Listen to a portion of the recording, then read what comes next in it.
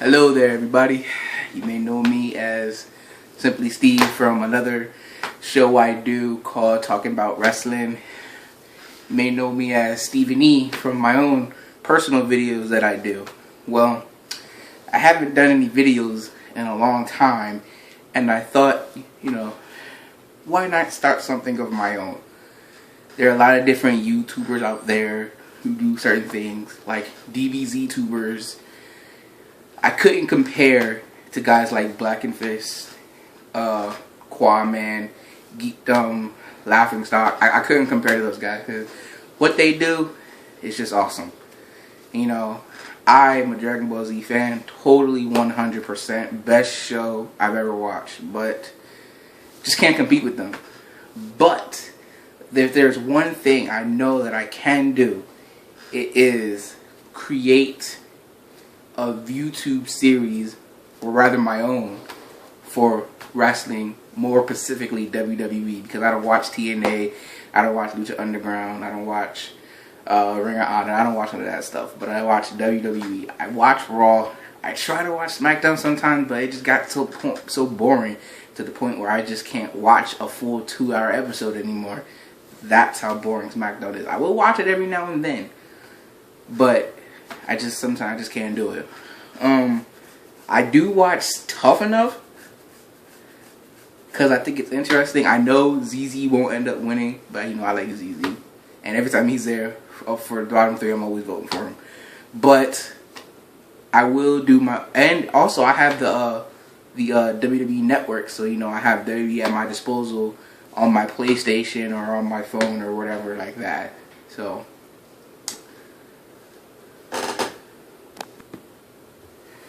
yeah, so the thing I want to talk to you about today was something that happened a couple weeks ago at Battleground, and that was The Undertaker returning to exact his revenge on Brock Lesnar.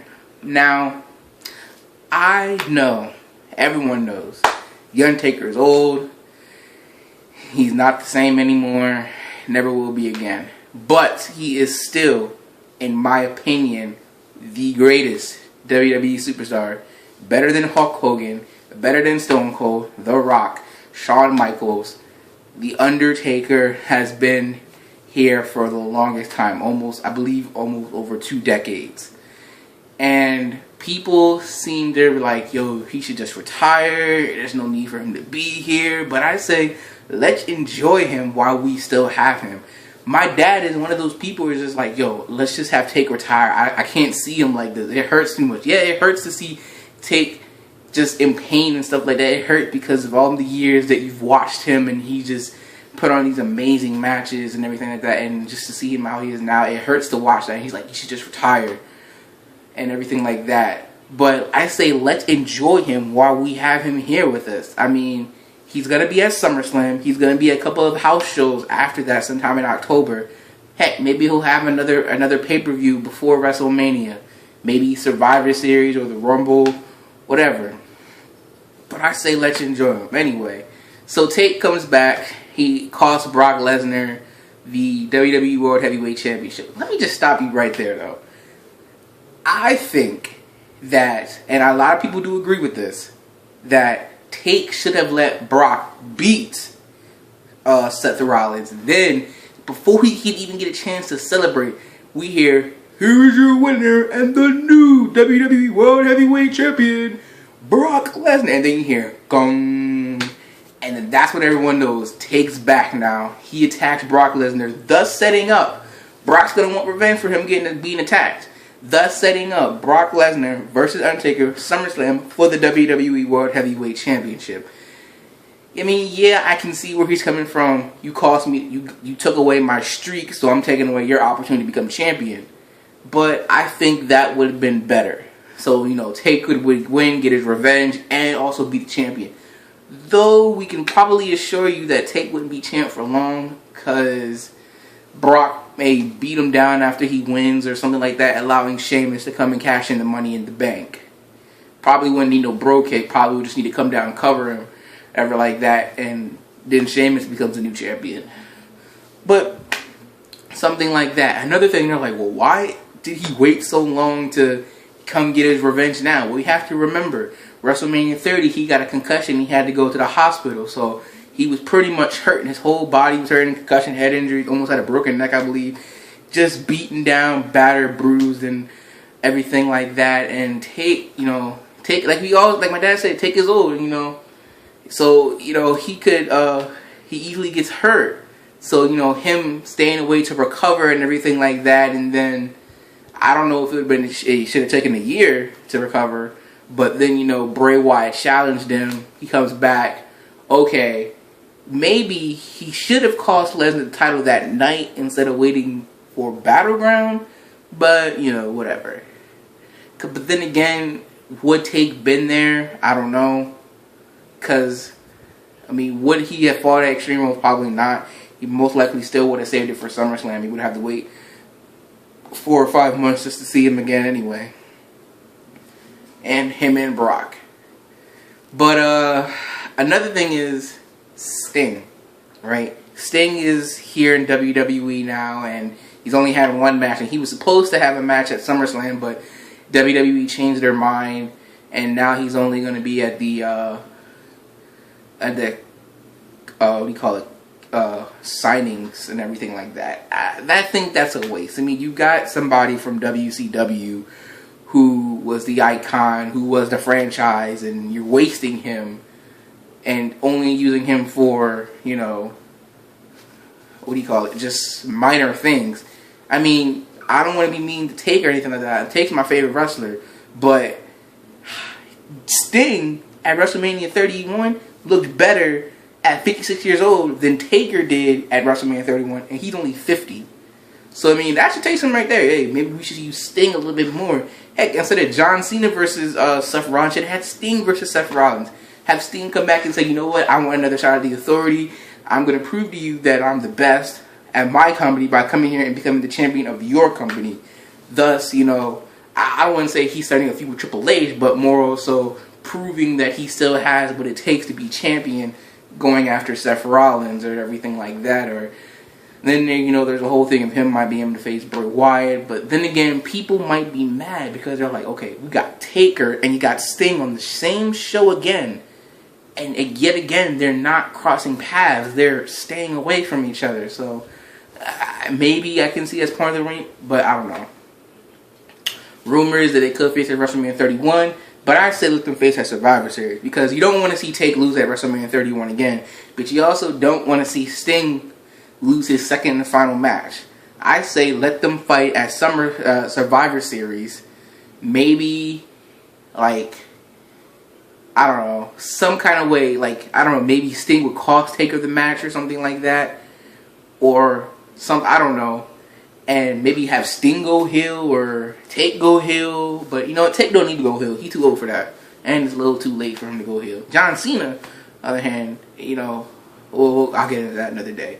But, if those two face at Survivor Series and Sting won, I'd be fine with that. Actually, I wouldn't be fine with that. Sting versus Taker. Take wins, and then Sting comes back, faces someone at WrestleMania, wins, and done. Take comes, faces Cena maybe, because he's the only megastar besides Sting who he hasn't faced in WWE at WrestleMania, wins and retires. I heard that Take's going to be inducted into the Hall of Fame next year, and WrestleMania 32 is going to be in Texas, his home state. So that's just that's just two great things happening right there. But overall, am I excited for this match? Well, I'll tell you this though, when what's his name? Brock and Undertaker were going to face at WrestleMania 30, I was concerned because I was like, dude, Take old, man. He can't take one of those chair shots or any of those tables. He can't take that. Luckily, they decided this is going to be a regular match because they're like, yo, I don't think Take can handle that. And I think they're trying to get Brock Lesnar away from that too, because ever since he came back, he's been in no disqualification matches. And we're like, okay, let's see what he can do without chairs and weapons, and let's see what he can do without that. So, the brawl was different. They never brawled when they was going to have WrestleMania. So having them fight each other and having the whole locker room coming to break them up, it makes it a little bit more exciting than the match they had at WrestleMania. But I will say I am looking forward to this. Some people, I know some people are not, including my dad. But, you know, you gotta realize, you gotta stop thinking about yourself and thinking about what the whole WWE Universe wants. Did the WWE Universe just want to see Taker leave and be gone? Or do they want to have him for the last couple matches that they know they'll see him in? I mean, my dad's content with just having Taker go in the Hall of Fame and waving goodbye and we'll never see him again. He's fine with that. I mean, we only see him once a year anyway. So having him gone would be like, that's what I fear. Like, when Taker retired, we ain't never going to see him again. Like, out into the wind. And next time we're going to see Taker is when they say he's dead. Really a dead man. And I don't want that to happen. I say utilize Taker till the moment you no longer need him. And even when he's retired, bring him back every now and then. Make a special appearance at WrestleMania and go, this is my show. I'm still the Phenom. This is still my yard. Yada, yada, yada. Anyway, so I'm a little bit more excited for this match. I believe Taker will win. Because what's the whole point of bringing him back just to lose again, unless you're going to use that to set up for Sting versus Undertaker, which again, I don't know why Sting would interrupt. I can see maybe Kane, because, you know, he broke his ankle and he's like, you came back for your streak and not for me, I'm your brother. It cost him that. Or maybe Sting, maybe Brock's about to win, Kane comes back as the devil's favorite demon. And yeah, Kane comes back as the devil's favorite demon, helping Take win. And then Sting wants to challenge him, whatever like that. And he's like, nah, you want to get to my brother, you gotta go through me first. And thus setting up Sting and Kane at Summer Survivor Series. Then Take come in and be like, I accept. Whole different scenarios all running through my head at once. But yeah, I think that's about it. Not really much more I could say. This video was more on Taker and not the whole SummerSlam pay-per-view. But, yeah, the reason I'm doing this is because I can't compete with the DBZ tubers like I said, Black and Fish and Quaman. You know, they're just too good for me